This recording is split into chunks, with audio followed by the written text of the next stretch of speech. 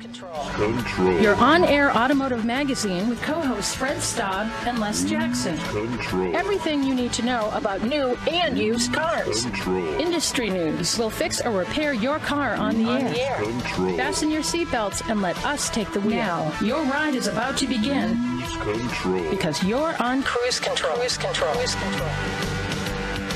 And welcome, everybody, to Cruise Control, your on-air automotive magazine. I'm Les Jackson. The other guy is Fred Staub. You know us. We're here each and every week, live at this hour on Saturdays.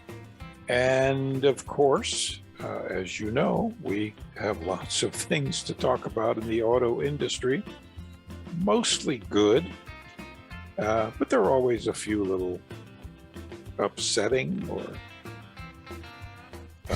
not so good stories, but we want to keep you informed. We want to make sure you know as much as we do about the auto industry. Sure. We're really glad to tell you, though, if you have been wanting an F-150 Lightning electric pickup, well, you're going to have to wait a little bit. Same for the GMC Hummer, because these manufacturers have huge demand for these vehicles, and they don't have all the production they need, do they? No, it turns out you actually have to build them, and and it's taking, well, obviously the supply chain problem. We all know it's just things will get better, but not for a while. Meanwhile, Mercedes got approved for its Level 3 autonomous driving system. Yep. Ultimately, there are 5 levels. And this is Level 3 is pretty good. Yeah, exactly. And they got a big approval from the folks over in Europe. We'll tell you about that, how that's going to play out. As the Tesla turns, a new way to prevent icing. Do you know what icing is when it comes to charging? Yep. It's where the internal combustion vehicle parks in the electric charging station. So they have a new way to prevent that. But they are also have a problem with people playing computer games while driving, and now the Government Safety Agency wants to know why you can play these games while driving a Tesla. Yep. I don't know. Why would you do that? But we'll talk about it. VW is bringing back its camper van. These things are so hot on the collector circuit. I mean, it's staggering. I follow the prices of these things, and it's just unbelievable. Yep. They used to be everywhere, and we're going to see if it's going to come to the U.S. I think it will be based on the new all-electric Buzz chassis vehicle. So, plus, we're going to have 2022 pricing from Buick and Honda. Good information if you're going to head out and buy a new vehicle. And you got something on 3G, right? Yes, indeed. Your connected car, not new one, but maybe a couple or 3 years old, it could become disconnected. Disconnected car. In 2022. Yeah. Well, it will be. We just can't quite tell you when. All right. We'll have all that and more when we come back on Cruise Control, your on-air automotive magazine.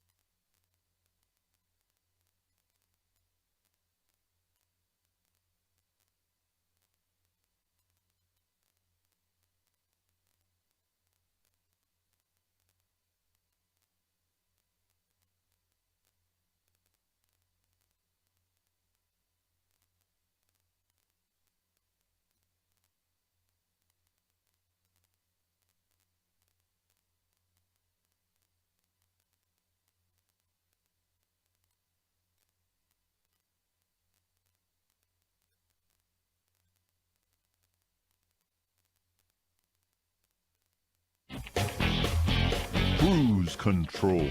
And welcome back to Cruise Control, your on-air automotive magazine, bringing you up to date on what's going on in the automotive world. Fred Staub, along with Les Jackson. We are glad you are here.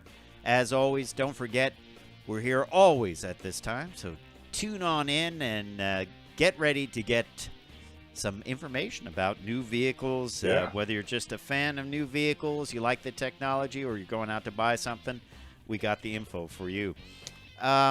So one of the big hits of this year has been the Ford F-150 Lightning. Now, it's been a big hit with the press, and it's been a big hit with people ordering them, but no one has one because they haven't started to build it yet. They're going to start building it, I believe, in the springtime. And the first deliveries will not happen until September of 2022.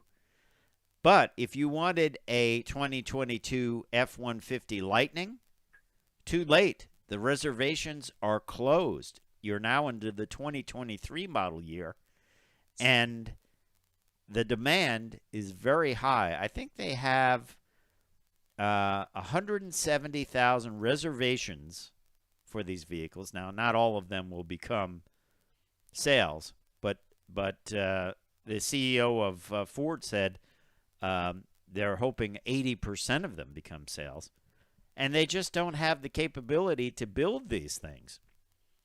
Ford plans to build 15,000 of them in 2022, 55,000 in 2023, and 80,000 in 2024. And that adds up to 150,000, so that's 20,000 short of the people that have ordered them for 2022. It's going to be a long wait. Boy, is that a long wait. Yeah. Now, what do you think they'll do? I don't know, but there'll be other options for them, so I think they may go elsewhere. But kind of a similar situation, not as bad, applies to GMC with its Hummer EV. They've received about 60,000 orders for the Hummer EV pickup and SUV, and the majority of them are for the Edition 1 trim level, which is $110,295, the most hardcore off-road package available. That's not going to arrive to the fall. Now, this says fall of 2021, but I don't even think that has not happened. I have not seen any of these out on the road. I think fall of 22 would be more like doing pretty well. Yeah. And the base model will not get here until spring of 2024. Oh, come on. So what happens with these? Remember, this most powerful Edition 1 trim level has 1,000 horsepower and 11,500 pound-feet of torque, and 0 to 60 in 3 seconds and 350 miles on a single charge. Impressive. What are these things going to cost, though? Really, they're not going to cost $110,000. They're going to cost probably much more than that, right? Yeah, probably 125, 130. Wow. Again, who's buying these, and how are they affording them? Now, some may be buying it with the idea that they're going to flip it and sell it. That's that has become a situation that is a norm now in the automotive world. And I think you might see that with the F-150 Lightning, and you might see it with the Hummer. It's hard to say because I think some people are just looking to make money. And it's like, hey, I got into this early, and then maybe, I can make some money on this. Now, over at Ford, in addition to this, when it comes to the Mustang Mach-E, which I just had a chance to drive not that long ago, really nice vehicle, they don't have enough capacity for that either. They are delaying the Electric Explorer and Aviator EVs to build more Mustang Mach-E's. So they have a huge demand for these things. And a CEO of Ford, Jim Farley, recently said that they want to double their global EV production capacity to 600,000 vehicles annually over the next 2 years. These are built down in a Mexico plant. The idea was they would build the electric Explorer and Aviator down there as well, but no longer, because they want to really dedicate that plan to the Mustang Mach-E. So certainly some EV hits coming on. I don't know. Let us know in the comments. Would you wait for 2 years for one of these vehicles? Well, or no. I mean, presumably. That's what Les says. Only if you're a collector. I mean, you want something to drive. We'll be right back with Cruise Control.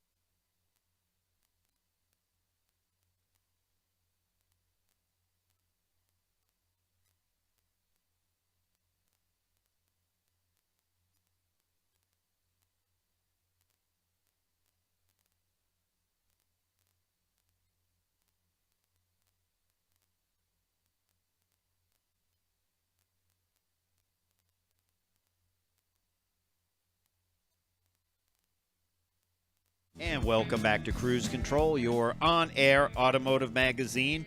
Talking about those EV vehicles. Would you wait? Would you wait for 2 years to get one of those first edition Hummers? Or even the F-150 Lightning? I don't know. People have done this, though. It's become common. Look what happened with the Corvette.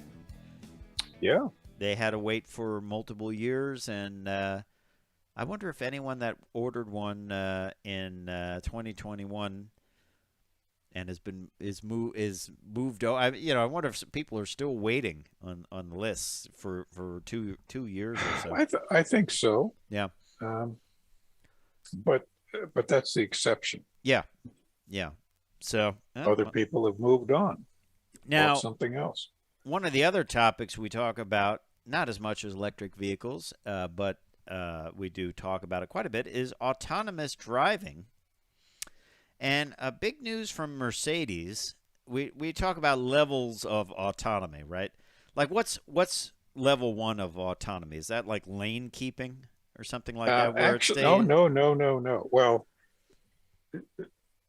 actually, autonomy goes back many, many years, and it autonomy really as far as the world automotive engineering groups is devices that took either skill or tedium out of the driving. So an automatic transmission could be autonomous? Yes. Level 1 was automatic transmissions, power steering. Wow. Electric windows, electric windshield wipers, stuff like that. So what's level 2? Is that lane keeping? Level 2, biggest thing was Easy Pass. Okay. And things like that.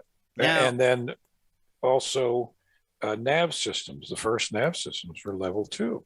Well, now Mercedes has this at level 3, and this is they got an approval in Germany to do this level 3 autonomous system, and it basically is limited to certain roads, and I think about 37 miles an hour, where you can go completely hands-free, but only in certain locations, only on certain roads. Yep. It uses LiDAR, and they said, let's say in a traffic jam or something, you could check your emails, you could do things like that, and it is the first of this type of system to get approval in Germany. Now, I know Honda is working on this as well, where you can do this. But it is a big deal, and it's certain roads, I guess, because of why? The design of the road, sensors in the road. Why is it certain roads and not others? Well, it's certain roads that the systems can run rather foolproof. Okay.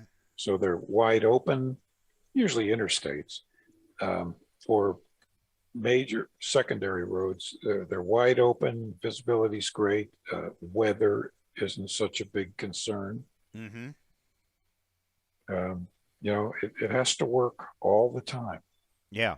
So this system is much more engineered than full self-driving systems from other manufacturers, let's just say, if you know what I mean. Yes.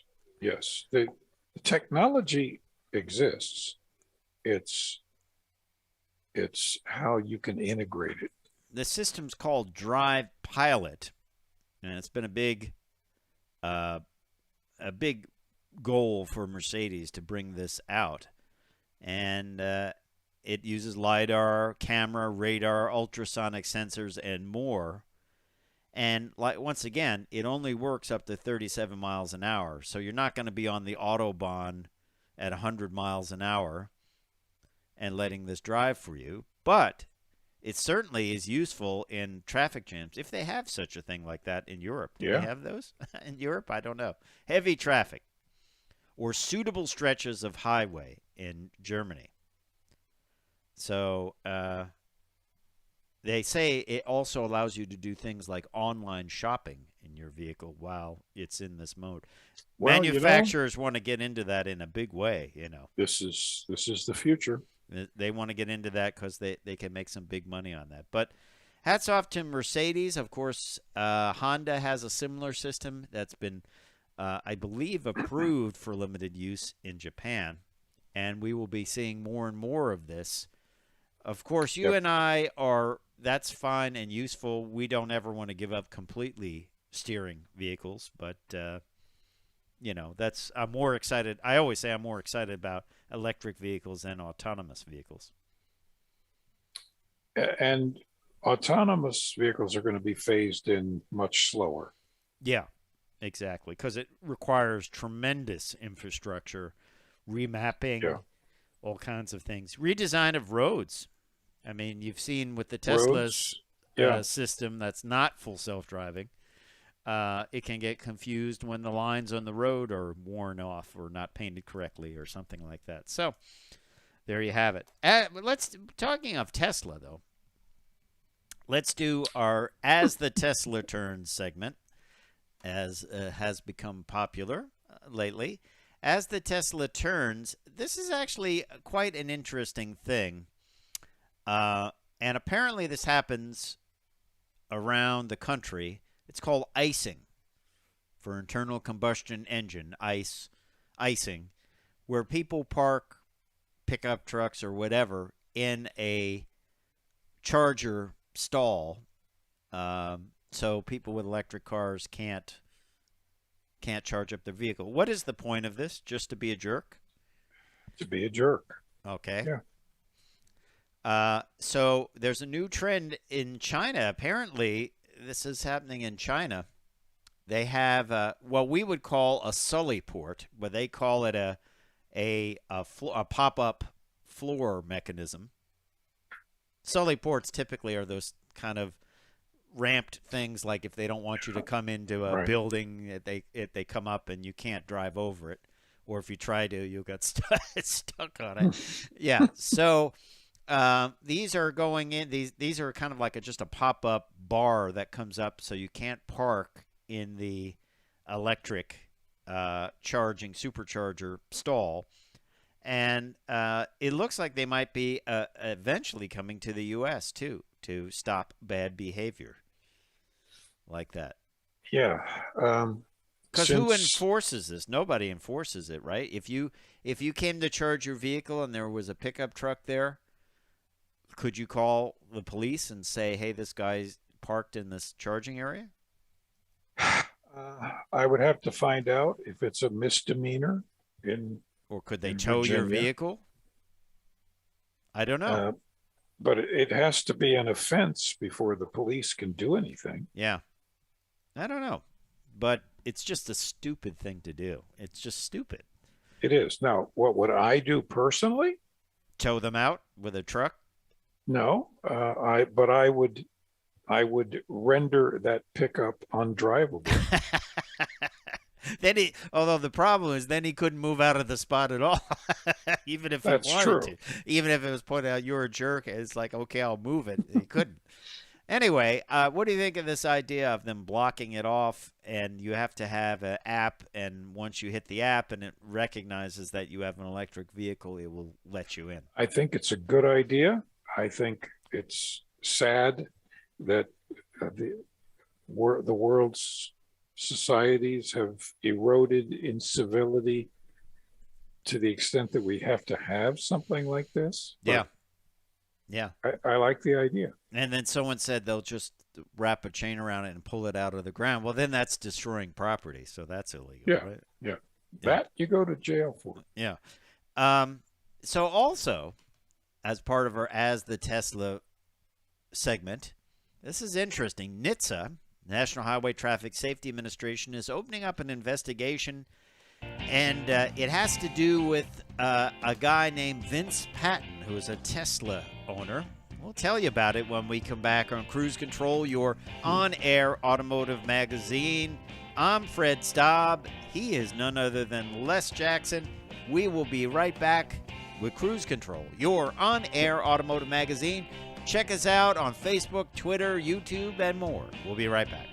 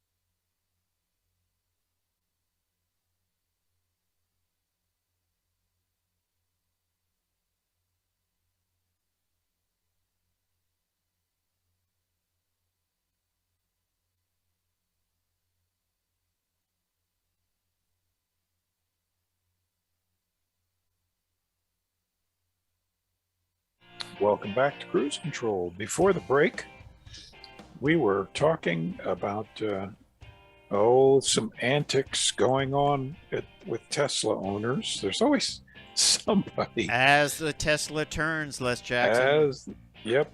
And this time, they may have gone a little bit too far. There's a guy, as you mentioned, Fred, named Vince Patton, who owns a Tesla, and he saw a YouTube video where somebody was actually driving a Tesla and playing a game on the screen. That came with the car. That's the thing. It came with the car. It came with the car.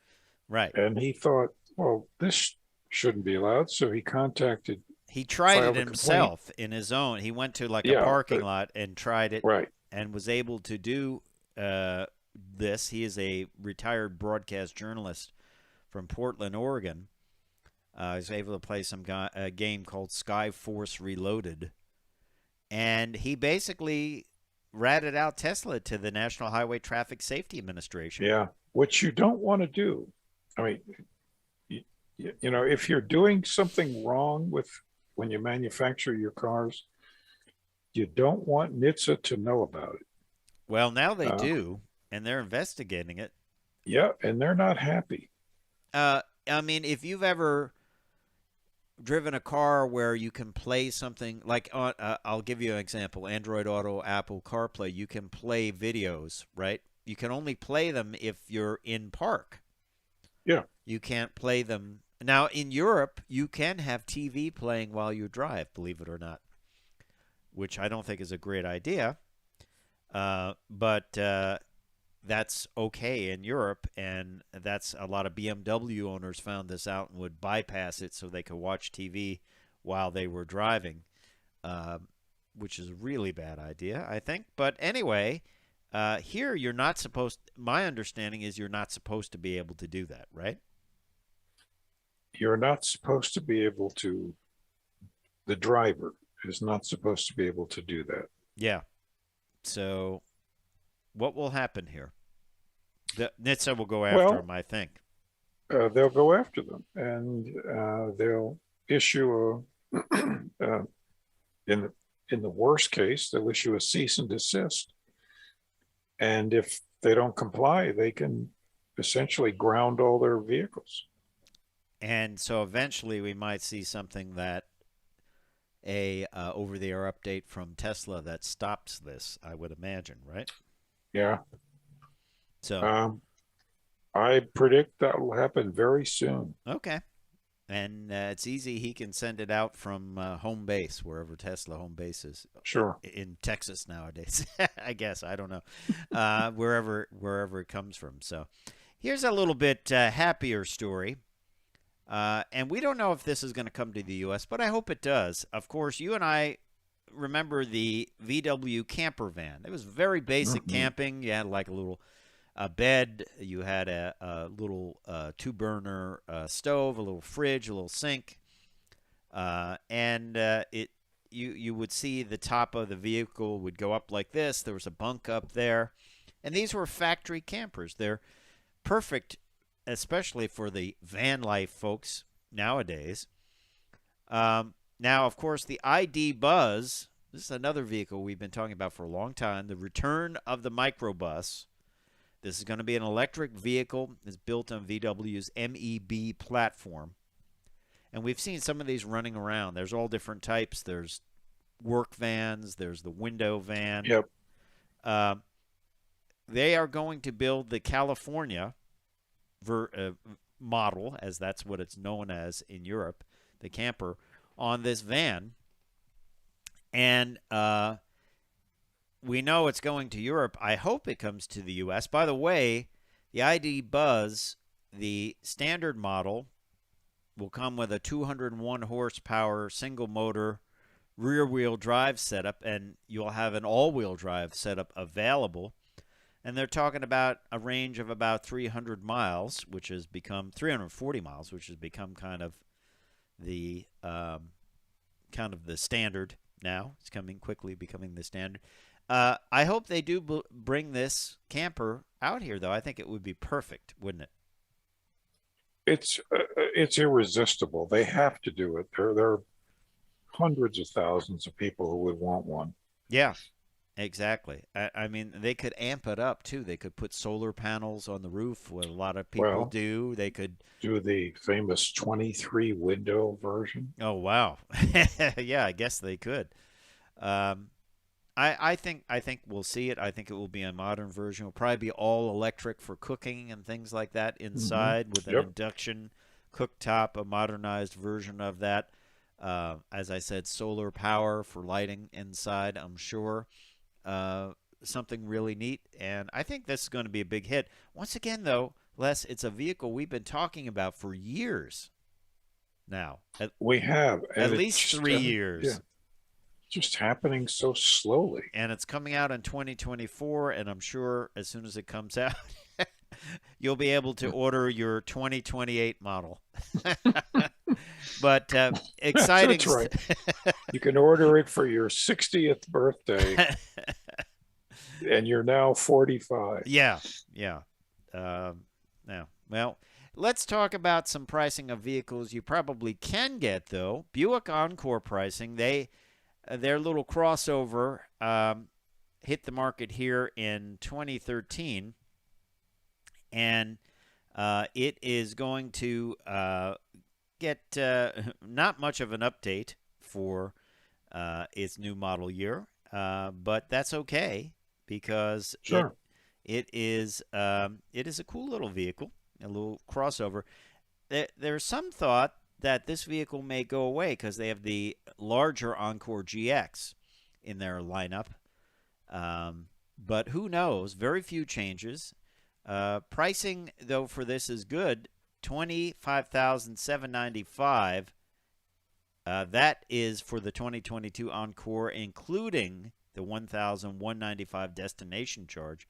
It's the same price as the 2021 Encore Preferred. And they've done some play around with the lineup as far as trim and things like that. What they've done is they've added just an outdoor temperature sensor. That's it. The passenger seat back. This is interesting. The passenger seat back will no longer fold flat, which is annoying. Because I like that on the Vibe where you can put You can put a big ladder or anything like that, but they've made up for it by putting a seat back map pocket, which is totally useless for maps, and it's in the back of your seat, which makes it hard to reach over. So yeah, I'd take the folding seat. It sounds like a little bit of decontenting to me. It does. And also, the 8-inch infotainment touchscreen shrinks to become a 7-inch touchscreen. A little decontenting going on here. But it's still a good deal at that price. They all come with a 1.4-liter engine, 138 horsepower, 148 pound-feet of torque.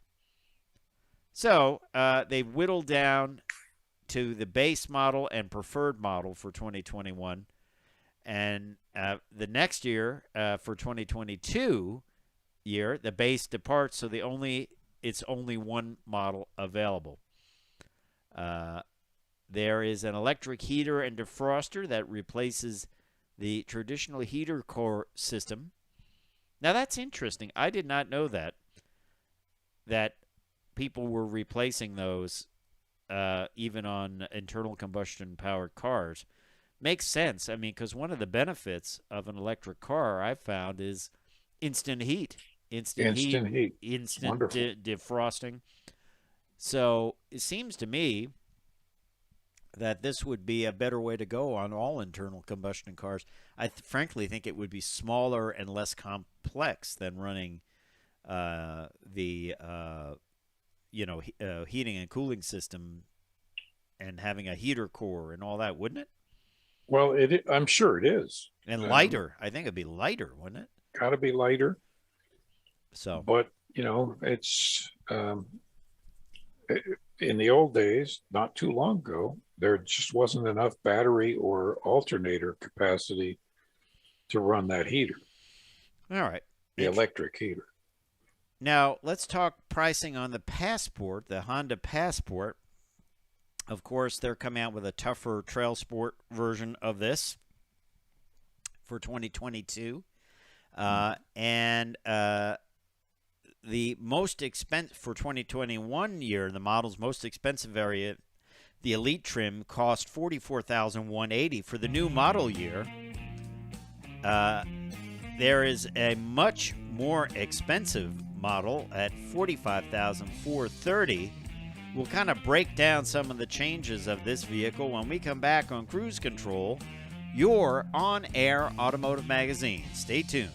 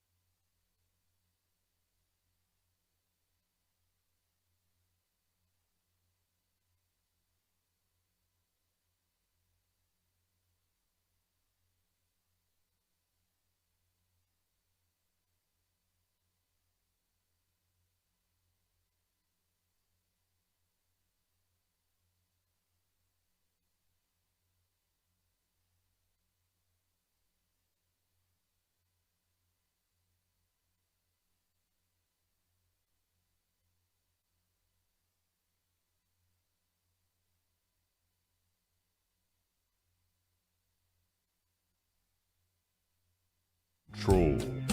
And welcome back to Cruise Control, your on-air automotive magazine. Fred Staub and Les Jackson. We're glad you're with us. Don't forget to check us out at cruisecontrolradio.com, where you can find out about the YouTube feed, the podcast, the Twitter feed, Instagram, Les's Snapchat. Yep. My new socks. Your new socks. Exciting stuff. All stuff that time well spent. You want to go over there.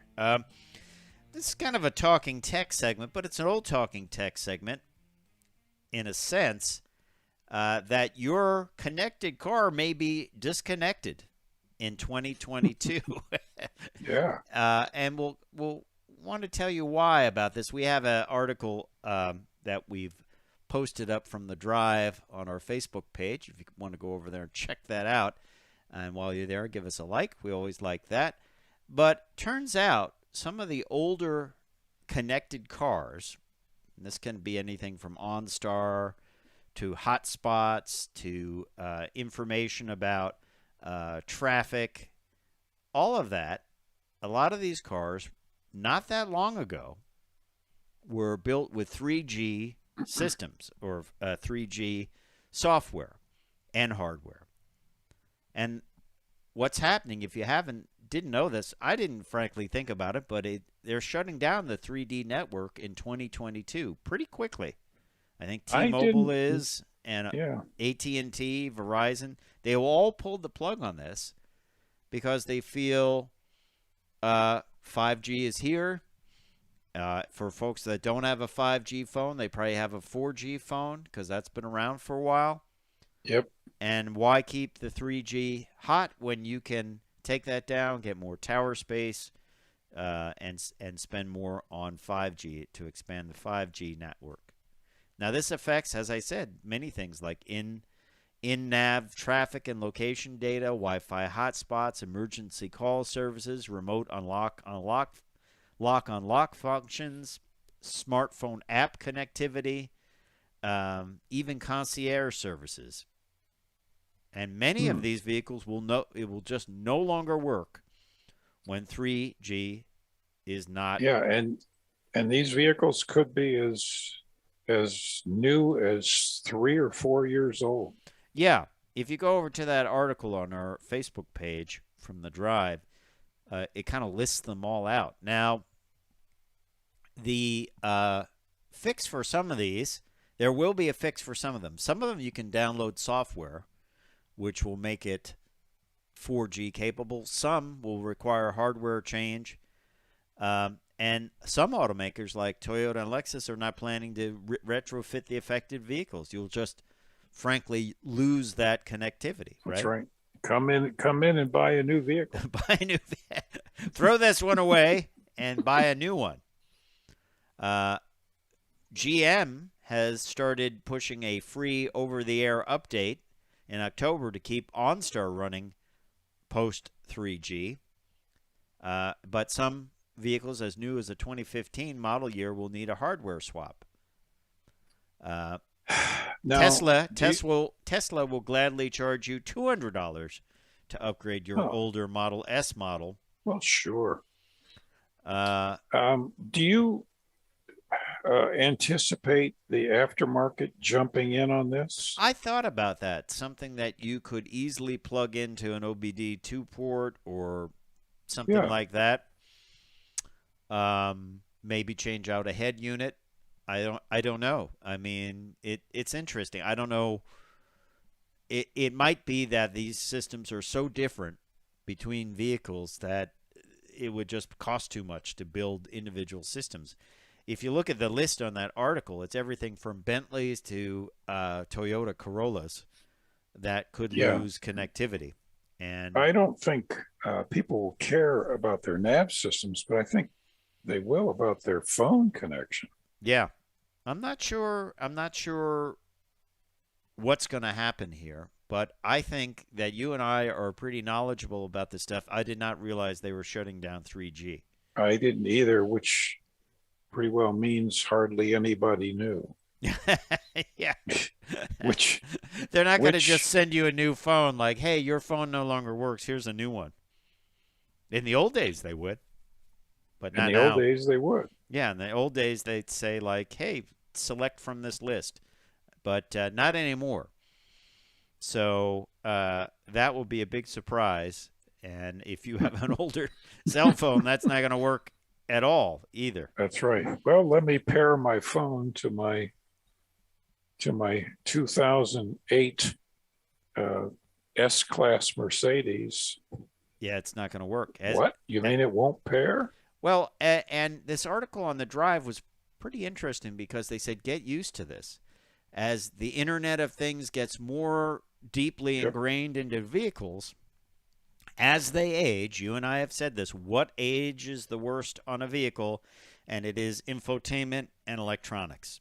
And that's what makes it look the oldest.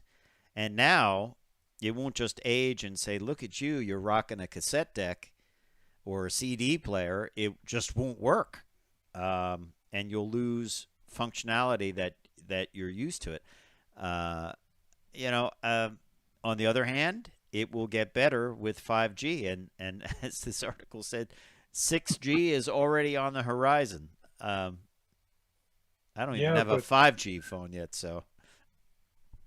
But, what if you paid $60,000 for this vehicle 3 or 4 years ago and now nothing works?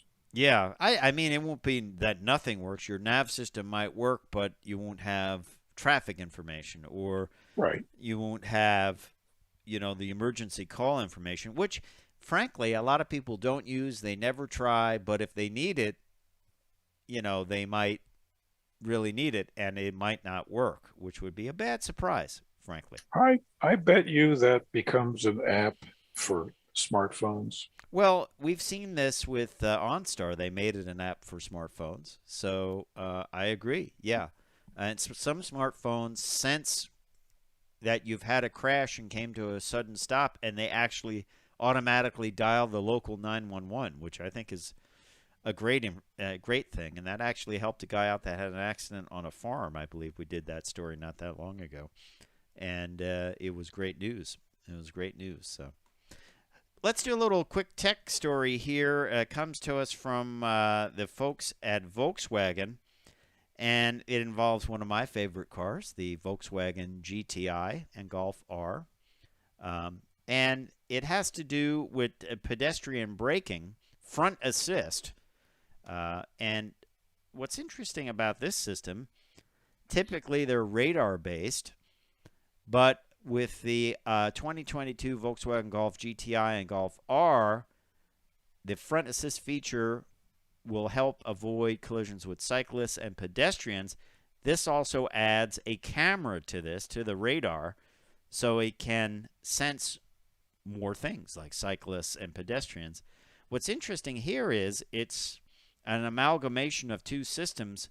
Subaru has long been using their EyeSight system, which is two cameras mounted on either side of the rear view mirror through the windshield glass.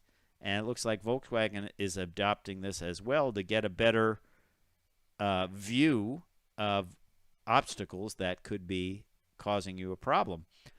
It will, if it feels you're going to have a collision, it will first jolt you with the brakes, give you a tap on the brakes to get your attention, and then if you don't do anything, then it will brake on its own.